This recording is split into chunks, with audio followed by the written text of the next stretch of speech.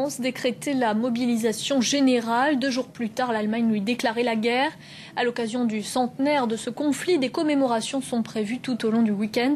Elles ont déjà débuté ce vendredi, notamment à Arras, dans le nord de la France.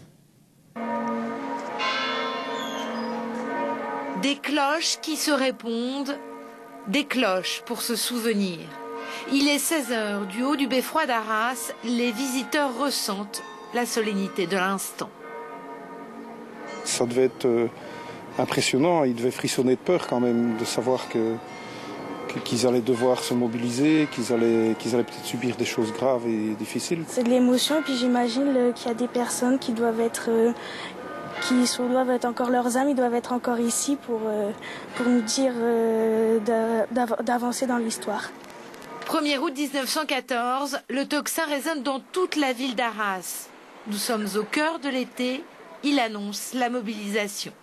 C'était l'époque des moissons et donc bien évidemment les gens étaient pas forcément dans Arras mais autour et le tocsin était lors de cette époque traditionnellement annoncé les catastrophes.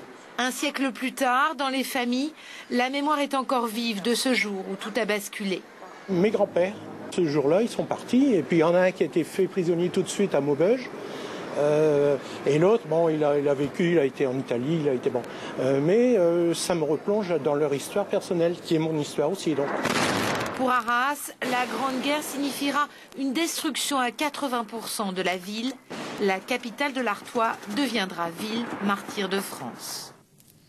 20h16 à Paris, on passe au rappel des titres. Les affrontements ont repris ce vendredi dans la bande de Gaza, quelques heures seulement après la mise en place d'un cessez-le-feu. Au moins 62 Palestiniens ont été tués et plus de 250 blessés. Il se pourrait que ce soit la capture d'un soldat israélien qui ait remis le feu aux poudres. Les combats se poursuivent également dans l'est de l'Ukraine, tandis qu'une mission d'experts internationaux s'est rendue sur le site du crash du Boeing de la Malaysia Airlines. Ils ont pu rassembler de nouvelles dépouilles qui seront envoyées aux Pays-Bas pour être identifiées.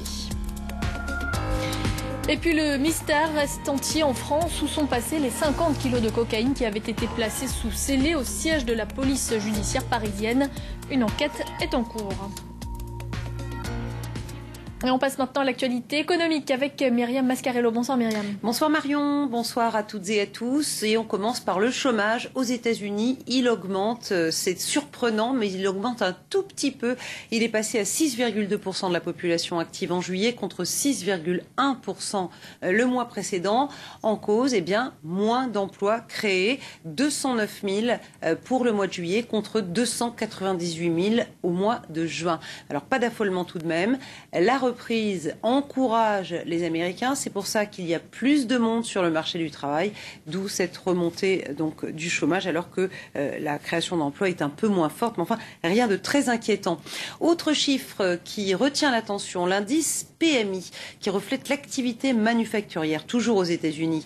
Elle ralentit au mois de juillet. L'indice passe de 57,3, donc au mois de juin, vous le voyez, à 55,8. Concrètement, ça veut dire quoi? Ça veut dire que les commandes des directeurs d'achat ont baissé car les entreprises anticipent une demande plus faible. Donc là encore un signe eh bien, que la reprise ne décolle pas complètement, en tout cas n'accélère pas. C'est un ralentissement, un léger ralentissement.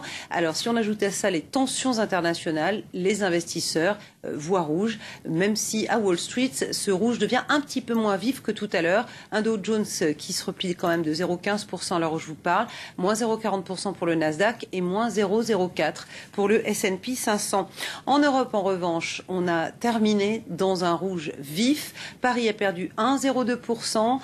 Francfort a plongé, moins 2,10% et moins 0,76% à Londres. Et ce n'est pas